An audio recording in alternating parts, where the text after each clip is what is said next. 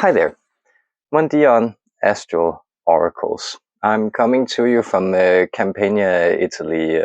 Naples is about 100 kilometers that way, and down there is the Mediterranean, and it's a very nice, as they say. I'm going to talk a little about if vibrality, as they sometimes call it, vibrational reality, and images. Like, what is the relationship between image and energy? This is expressed in a lot of myths. It's a very fundamental structure of how the world works. So in the tradition known as Samkhya and also in yoga, you will find the myth that the world takes shape or is formed by the interaction between Prakriti, which is the matter, like raw chaotic matter, the potential of matter, and Purusha, which is consciousness. These are also expressed in Shakti and Shiva. And this is in the human body expressed in the tonic forces of the serpent, the chaotic forces that arise from earth, and then the descending forces of the eagle, the conscious forces. And it's in that interweaving of those two that reality is created. And to jump to another myth, then what happens when this dance, as it's supposed to be and as it is depicted as, when that doesn't play out in the way it's intended to, then you get a myth like Narcissus and Echo.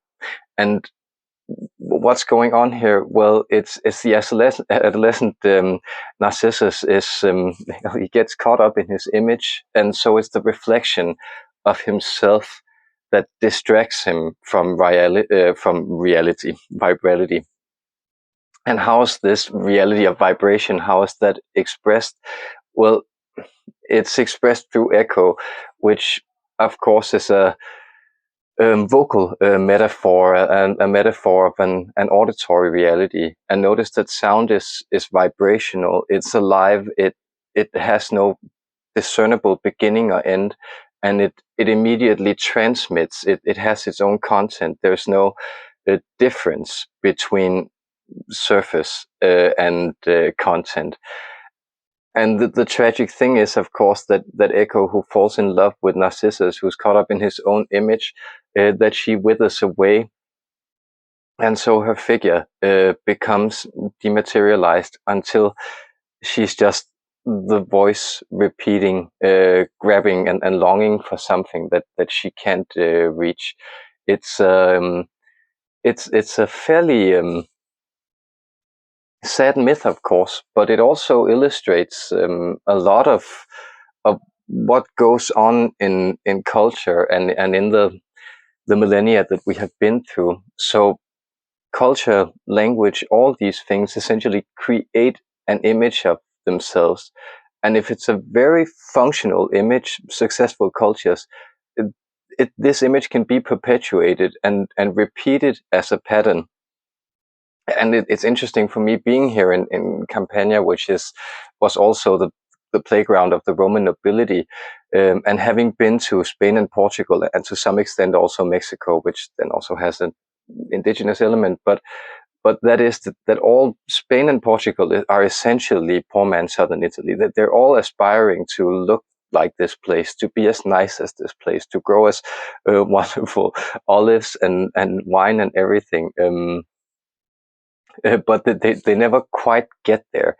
And this is this idea, it's sometimes also called the simulacrum, of this loss of authenticity, when you begin to reproduce an idea and an image and apply it to reality, and then it loses its connection to the energy that actually gave birth to it and vitalized it. And you will find with these successful cultural images that often cultures who have operated on those for a long time will grow somewhat stale. So you'll find it in Italy, which is it is a very, very nice place, but you'll also find that it's a culture that has a hard time adjusting to new realities, which is why they have a brain drain and millions of young people who try to escape to a life where they can express themselves often in England or other places, because it seems to also then have this restriction that it imposes upon people. just to give you another example, their food culture is so successful and so wonderful that the normal ingredients that have become kind of global, like I was looking for coconut milk. I've also been trying to find tortillas, but they don't use coconut milk, and they don't, for some reason, they have this type of inferior flatbread that they all agree that that's how flatbread should be. So that's a sort of a very direct example of how this culture then struggles to take in, let's say, ideas of foodstuffs that are obviously superior. Just the tortilla is a very good flatbread, which is why you can get it all over the planet these days. And notice how image is very, very seductive. It's always something we're trying to create around ourselves. And the I, or the identity, also sometimes known as the ego, is essentially the image that we have created of ourselves and then try to project onto the world. And since this image isn't infused with the energy that gives rise to it, it needs to get energy either by being in connection with the vibrancy of the body, with life itself, being adjustable, or it needs to project itself and then claim energy from others by getting their attention to validate that image that was created. And that's something you, for instance, see in politics, where we are essentially, everybody hates politicians, right? Because they're very dishonest people who insist on projecting a simplified image, an idea of, oh, this is who I am as a person, and I think that's adjusted to your expectations of what a generic politician should look like. And I also pretend to not really have thought out opinions, but just these talking points that I won't yield from. These are all images. These are all static, frozen images that then extract energy. And it's always worth remembering when you find yourself caught up in this interaction with an image, however that may express itself, that it wouldn't be asking for your attention if it was alive. So the idea here being that so much of what goes on, for instance, in social media, these wonderful communication tools, runs the risk of being a projection apparatus, things that people can use to create an image of themselves and then get people to validate that. And and of course, the critical point here is that if you were having so much fun, you wouldn't have time to depict it on your cell phone. You would be caught up in the immediate sweep of that energy, that enthusiasm that was running through you. If you really felt beautiful, you wouldn't need to post an image of yourself highly stylized where you get people to tell you you're beautiful. You'd probably go out and enjoy kind of the beauty that you're exuding and see how that's mirrored back to you in the world. On all these levels, it's very important to remember that the image needs to be connected to the emotional vibrancy that resides in our bodies and in our energy fields, to adapt itself, to be alive.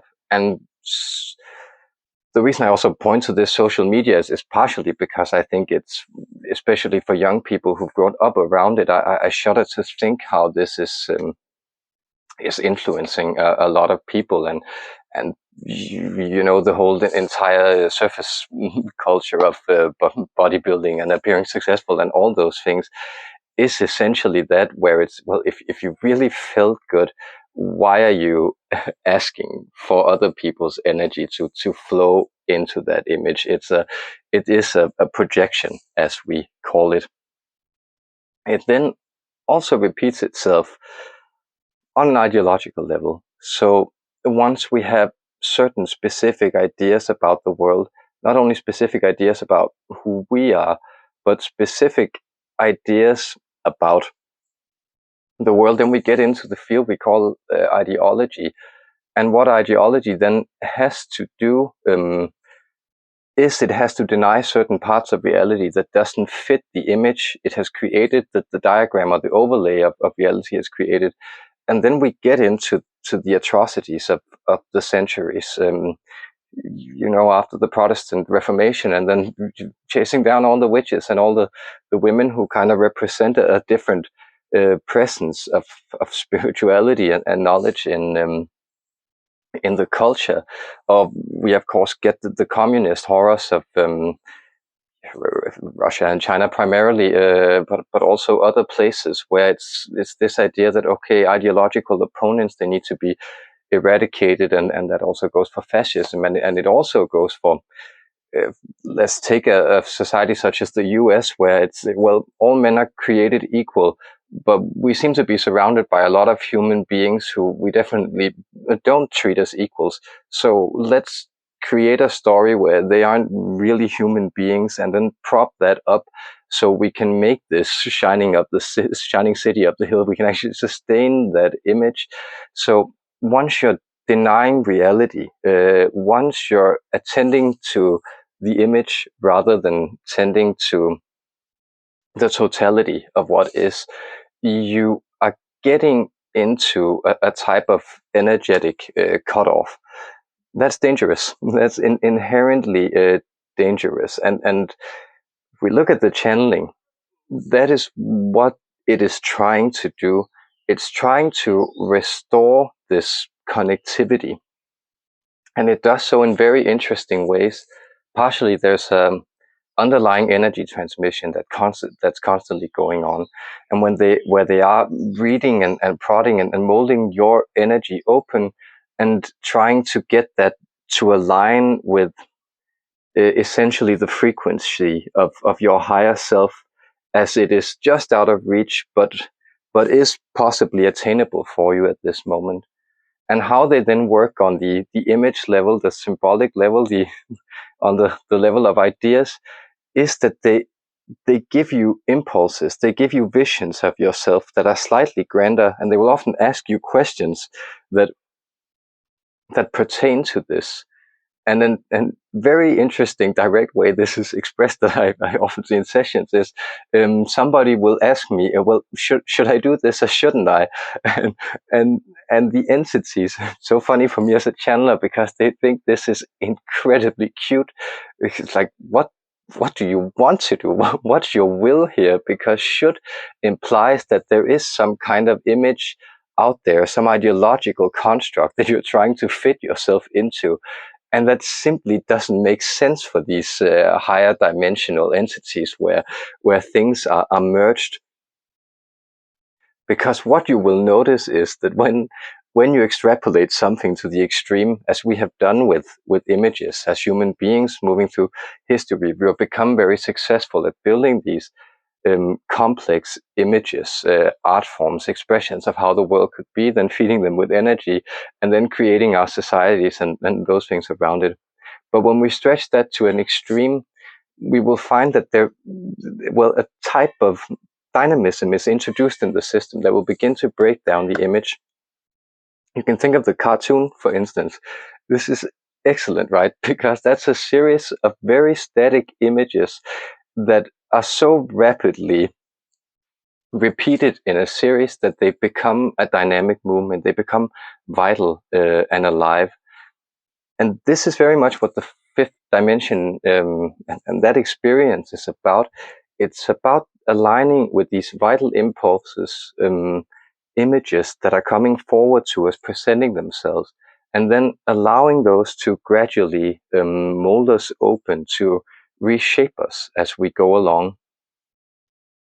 And it's an important, I hope this talk is helping and not too abstract, because it repeats itself on a lot of levels, and where I, for instance, have grown very aware of an interesting say difference between the idea of validation and emotional support.